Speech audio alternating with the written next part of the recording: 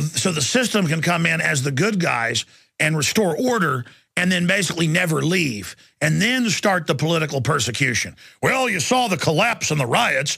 We can't have people criticizing the government. They're trying to bring prosperity back. Why, look at all the government's doing to help us. This is all going to be rolled out with layers of brainwashing and sickening, garbage attached to it. But it doesn't matter. 9% approval rating for Congress. People don't buy any of it anymore. Now we've just got to get people moving forward. But the shot heard around the world will be gun confiscation if they try it. And you see, the crooks have seized control of the system, and they're in command, but not everybody's following orders. And so there's this paradox of incredible tyranny and surveillance and torture teams and all of this set up, and armored vehicles and, helicopters with nerve gas mounted to the bottom waiting in each U.S. city. Sunshine Project reported on that over a decade ago.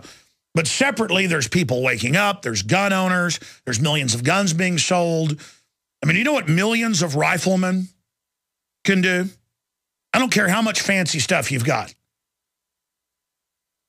So it's all a psyop. And so the globalists are busy because they're in control of the war chest. They're in control of the money, stealing everything they can, wrecking whatever they can, putting in regulations to shut down stuff they don't own as fast as they can, while wasting as much money as they can and creating as much dependency as they can. Imagine if you were evil and you didn't follow any rules. What would you do? You'd undermine society. You'd break down the family. You'd deindustrialize. You'd pose as the savior, though, so people were dependent on you. And that's what they do. They take every trick learned in history, and they write publications admitting, they call it the final revolution, of how to totally dumb down and take control of society. We're going to go to break and come back and go to Holly, and then we're going to go to David, Kevin, Ed, Matt, and others. And I'm going to try to just go to you, make your comment, ask your question. I'm going to try to shut up and just move to the next person, because I really have a deep desire just to take calls. But then the questions are all very serious and very important, and I don't know how to respond to it. Because if you respond in a long treatise, the information's lost. So the real sweet spot that's got to be hit is condensing down the essence of it in easily to understand and pass on nuggets. All right, we'll be back with your phone calls straight ahead. We have several guests joining us today. Rosa Koire and Representative Marsha Blackburn. Stay with us. Okay, we are taking your calls right now on whatever subject you call in about. I love the different angles and directions you take us in. A fellow was asking us earlier, what's the shot heard around the world going to be for physical confrontation? Most revolutions are intellectual. How about we just withdraw our consent and stop complying with unconstitutional garbage? The head of the DNC, a political crime network, engaged in every crime you can imagine, shipping guns to Mexico, giving billions to their buddies in fake energy companies, engaged in just all sorts of bizarre behavior, tells us we're not paying our fair share and that it's a tax to insurance companies. It's just time to stop complying. More and more, you're illegitimate, you're crooks. It's time to have disdain and mistrust and hatred for government that they've taught us is evil. Well, if you think disliking government is bad, then you're not an American. You don't know what's in the Declaration of Independence. You don't know what's in the Constitution. It's that simple. It's that simple. Now, coming up, she's got legislation introduced, Representative Marsha Blackburn, to make the TSA admit they're not, quote, sworn peace officers, that they now call law enforcement, and to do some other things. She's going to be joining us. Then Rosa Koire is going to be getting into the Post-Sustainability Institute and the latest nightmares of Agenda 21, including going after people's farms and ranches with spy overflights by drones and fixed-wing aircraft, all of it. That's coming up as well. But let's go to your calls. Holly in Colorado. Holly, how are those fires there? They're better. We've had a lot of help from all across the country. We're very thankful for it. We're just still praying for the people who've lost their houses, but we're definitely very lucky that we've got the northern Colorado fire 100% contained. I think the last update was on that. And you know what FEMA does, though? They come show up and then slow down the process like they did outside Austin last year in Bastrop. They come in, slow down the whole process, and then grandstand and say that they did it all. I definitely agree with you, Alex. You say things all the time that definitely intrigue me. You've helped broaden my awareness and consciousness. A friend of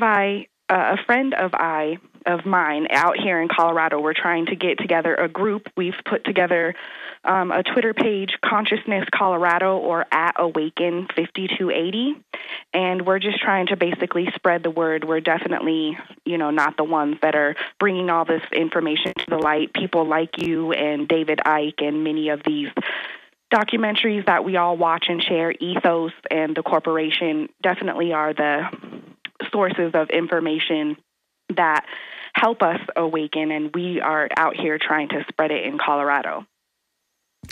Well, great job. I threw a curveball at you about the fires. Got fires out west all over the place. Got in the east, obviously, devastating power outages and government waddling around pointing guns at people, posing as a savior and demanding the utility companies, get things back on quicker when the government can't do anything but steal money and, again, swagger around. What did you originally call in about today? Well, I just called to basically thank you. I'm really excited, first-time caller, but I also was very interested in one of the topics that you covered. I believe it was last week on the smart meters and dirty electricity.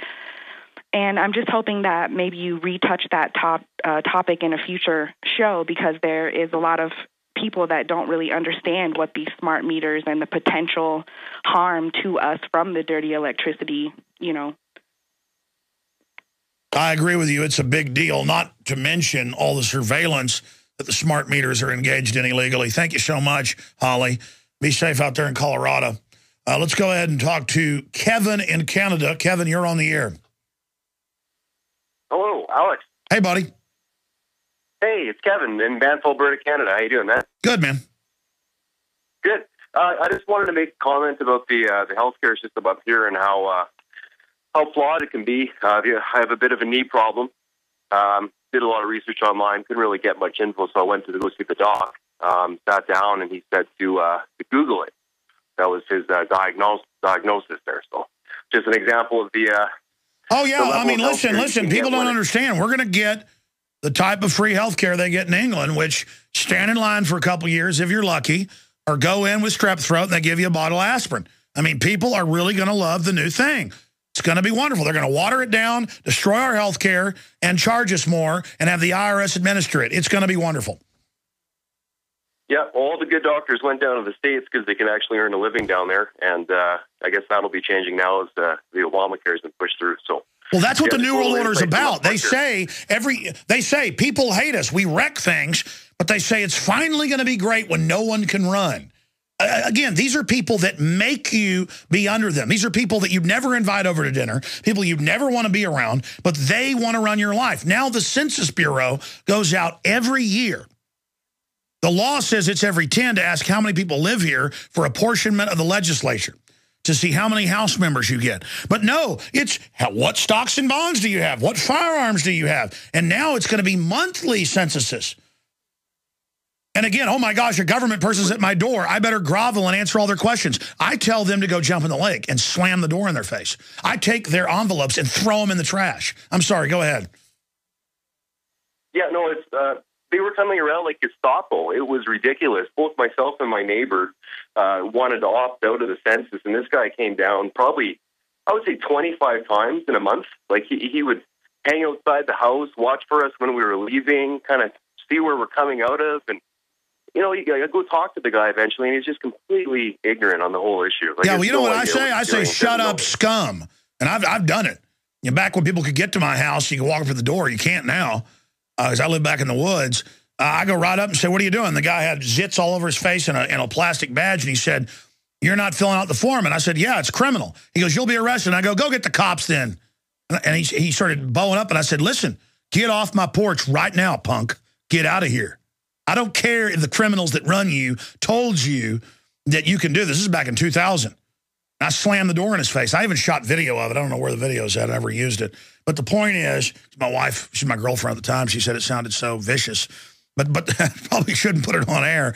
But, you know, I mean, and by the way, then I walked out a few minutes later. He was parked in the middle of the residential street, 3 feet off the curb, blocking the road like he was God, just waddling. And that's what TSA is. You see, at least with the police, there's some history of the Constitution, Bill of Rights, some training. They've tried to phase it out, but there's still all these court cases with an old agency that they can't do all these things. But see, a new agency, they can say, oh, well, we're new. But just to be clear, you went to get your knee diagnosed, and they just said, just Google it. Google is now your doctor in Canada. Yeah, exactly. You know, I said, you know, should I try some glucosamine sulfate? You know, a few things like the Dr. Wallach products, and you know, I just threw out the names. I wasn't throwing out the company, but he said, yeah, I just kind of shrugged it off and said, well, you know, you could probably just Google it. There's some really good information out there. Yeah. And I almost laughed in his face, and I walked out the door and, you know, ordered some OsteoFX. God bless you. Sir, I appreciate you calling. Listen. People are so dumb, they won't even notice everything gets screwed up. And this is just the beginning of bankrupting healthcare. This is just the beginning of bankrupting America. It's a slow, loving process as they strangle us. Okay? And it's all designed. People are like, California is plunging faster after the 20% carbon tax was put in. Of course. Didn't government know it would make the economy go down? Of course they knew. Of course they knew. That's the whole point. Bankrupt you, drive you into submission, then only the globalists who are exempt from all their own laws can operate. This is very elementary. Very elementary. And it's like a bad dream. Just wake up to it and say no. A lot of people say, man, this show is so radical. No. We've put up with radical tyranny to the point of it's cartoon-like now. What's radical is how servile people have gotten. Ed in Tennessee, he's watching on Prisonplanet.tv. Ed, welcome. What's going on, Alex? Worldwide transmission, sir. Thank you for calling. All right. Hey, look, I got to thank you and George Norrie for getting me awake here about 5 years ago. But my prime reason for calling in, and I sent an email to you last week when I got it, but it's, okay, this is Romney about, from Freedom Outpost. Romney, I do not need approval or special authorization for military force. In an interview with Bob Schaefer on Face the Nation, Mitt Romney declares that he would do exactly what Barack Obama has done and use military force not in defense of our nation, but in a preemptive strike against Iran without congressional approval. He says, just for a second here, I can assure you, if I'm president, the Iranians will have no question that I will be willing to take military action if necessary to prevent them from becoming a nuclear threat. No, we played the clip. That was a few weeks ago. And, of course, look, it's not that, wow, he's a lot like Obama. Isn't that funny? That's because they're puppets. And whatever the globalist policy is, they're going to follow. Just like Roberts, ruling that you can pay private banks and insurance companies a tax and that the IRS will enforce it if you don't. People are like, well, why did Roberts do that? Because that's what the ruling system wants. That's what the criminals want. And, you know, all these male cheerleader presidents and all these Obama Harvard lawyers and all, I mean, of course you're going to get the same thing. Of course he says he supports the NDAA. Of course he supported abortion and all this in the past. And watch, you'll get rhetoric that's anti-abortion out of Romney if he gets in, but you're not going to see it repealed because they want dead babies. The rulers, the owners of this country that took it over through fraud, any minion they let in is going to do exactly what they want. Your comment on that? Oh, I'm in full agreement with you. I mean, there's so much scum and there's so much evil coming in at us that it's almost frightening. I mean, I look around and I'm like, okay, what are they going to drop on us now? I mean, my little quick rant is we need to get Ron Paul back in this game. I mean, he's the only one. I mean, everybody says he can't win. Well, if people would stop saying that crap and say he can win and get behind him. No, I hear you. Listen. Ron Paul, though, did his job. He got the word out about the New World Order. The rest is up to us. This is a long fight. I'd seen the longevity products work for many. If you go to the front page of Infowars.com, you will see a poster that says the war on prosperity is calling you, and it's got hundreds of Agent Smiths